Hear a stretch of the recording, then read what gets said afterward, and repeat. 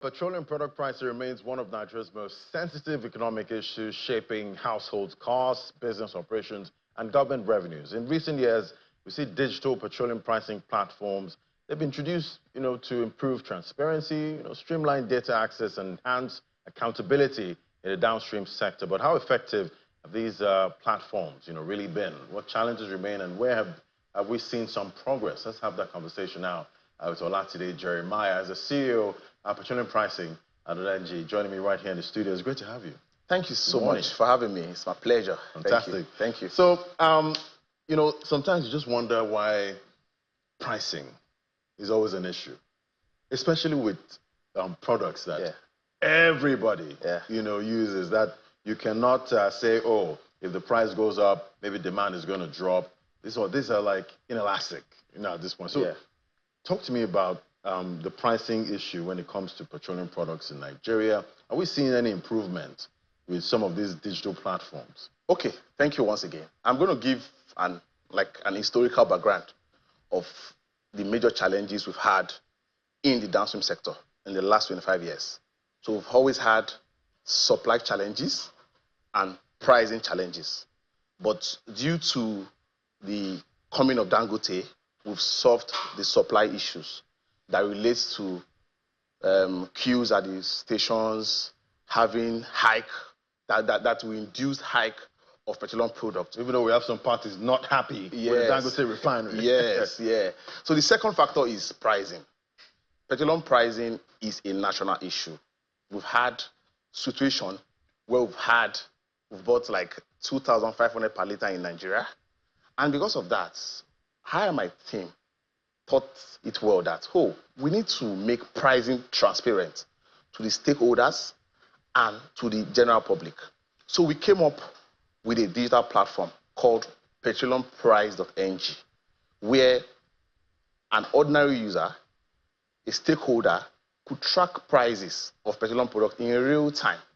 And over the last 1 year, we've had appreciation calls from stakeholders saying, we can now track prices in real time and make informed decision on when to buy, where to buy, and who to buy from. So petroleum price is coming at the very right time, where Dangote is like up to say, we are coming to disrupt the industry, to make sure that what used to happen when you have prices hidden by some importers is the thing of the past. So how does it really work? Is it like you just have somewhere where you can see all the uniform prices or price changes? How does it really help, having these digital platforms that, show up, when it comes to pricing and all of that? Yes, it's just like a platform where you get to see price in real time. When I mean real time, it shows the last minute it was updated, and you get to know that, this price at this particular depot was updated 5 minutes ago. You get to have access to the depot, get to have access to marketers that sell those particular petroleum products. So it makes the industry transparent. It brings about transparency, and it helps you make informed decisions. Well, does this kind of transparency, does it lead to lower prices at some point? For now, it's going to help you save costs, because you could compare prices. On the dashboard, you could see 50 depots and their prices. So you could say, I'm buying in Lagos depot, and I have like 15 depot where I could track the prices and say, I think this depot has the cheaper price. And it could help you as a retailer to save some reasonable cost. So when it comes to inefficiency, that's also a major issue when it comes to the downstream industry. How are these digital platforms also helping when it comes to that side of things? Okay, well, for me, I'm going to give a big kudos to Dangote. He has sanitized the industry. We've not had it better in the last 25 years. But ever since Dangote came on board, we've had relatively low prices at the pump. Yes, looking at it in the last 6 months, prices have not surged beyond 2013 era, it has been between 800, 820, 840. Yeah, courtesy the Dangote refinery. So I've always said that Dangote refinery has helped to improve the industry. Though I understand that we have several stakeholders that feel that, oh, Dangote is coming to is coming as a monopoly. But for me, I see it as him coming to make the industry more efficient and to drive down cost. So for petroleumprice.ng, what we do basically is to inform users, because prices are volatile. Just the same way we have oil prices. Oil prices today, you have them up, and in another few minutes they are down. So that same way with petroleum price at the depot changes in real time. In a day, price could change 4 or 5 times. So it helps you make informed decision that, oh, prices are going up. Sometimes we get massive views when prices are surging, because you get to see users, retailers, media houses, they go to the platform to get information on how the prices are surging. So I feel it's a plus to retailers, right, a plus to the stakeholders, and a plus to the end users in the industry. Right. So looking at the industry, in your view, do you see other private refineries actually, pulling some weight? Yes. Dangote has paved the way. He's a pace setter. In the last 35 years, we've had issues with our refineries. We can hear some other refineries too actually reducing prices. Yes. For me, I want a competition at the refinery level. For Dangote operating as a sole refinery. Currently, Dangote is the sole refinery in Nigeria, and it is not too good for the industry. So we are looking forward to Boa, that has a 200,000 barrels per day capacity coming up, and other modular refineries coming up to compete at that level. And possibly, I am also pushing for our public or our government refineries to be privatized, because if we don't privatize those refineries, we'll keep having this back and forth, this blame game. The depot owners saying, oh, Dangote want to monopolize the industry and all of that. But when some of those depot owners, those importers, they come together, they collaborate and get stakes in those refineries, there will be a competition at the refinery level, not at the depot level.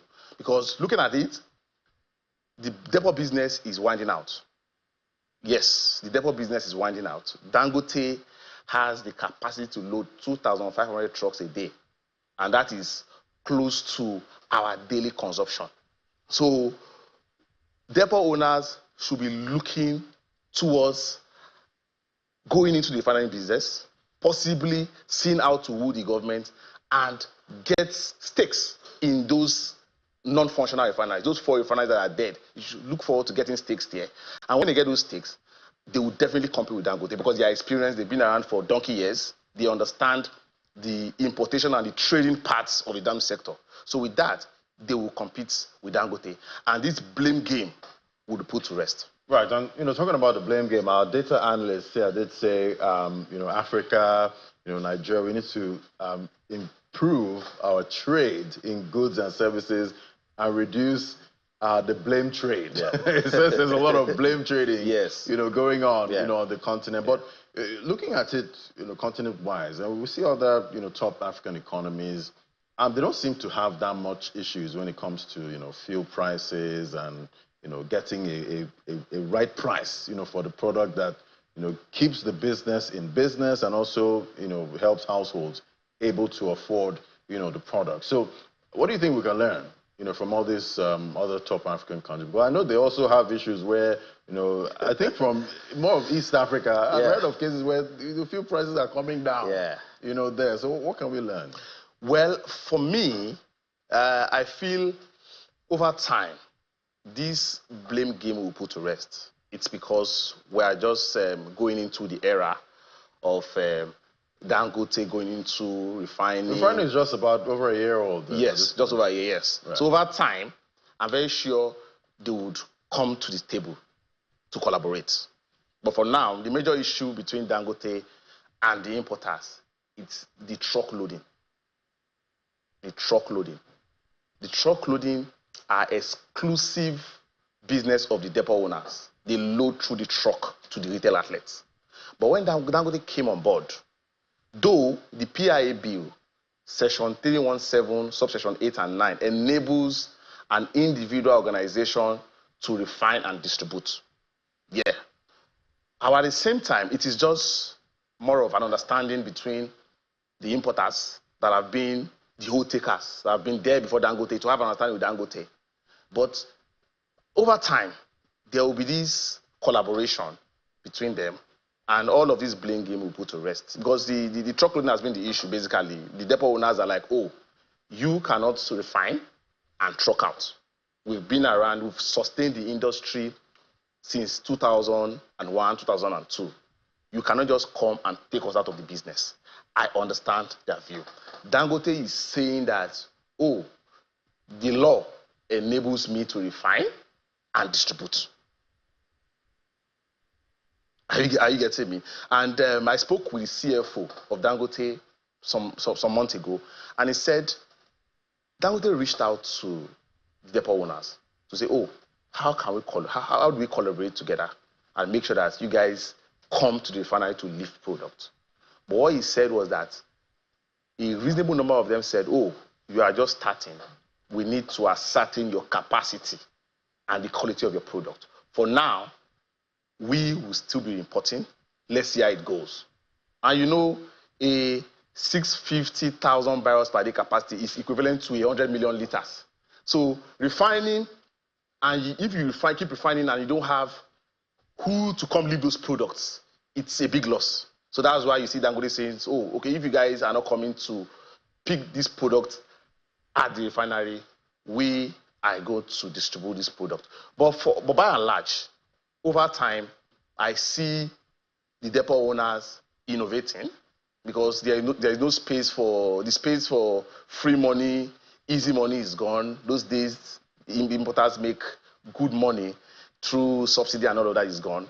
This time around, you just have to innovate and think. And talking about fuel imports, we spent 4 trillion naira on fuel imports for the first half of 2025. That seems quite high. If you compare it to last year, last year we spent, first half of last year, we spent 5.8 trillion naira. 5.8 trillion, so this is 4 trillion. That's pretty below 5.8 trillion. Right. And the reason why... still high, though. Yeah, it's still high. And according to NMDPRA, their last report in June, they claimed, or they reported that Dangote, Nigeria consumes 71% of imported products, while 29% is being produced by Dangote refinery. So it shows that we still import heavily in Nigeria. But for me, that is not too good. There must be a balance of trade. We should be exporting more than importing. 71% to 29% for me is an imbalance. It's a deficit trade. If you look at US, China. Was it too soon? Refinery is just about a year old.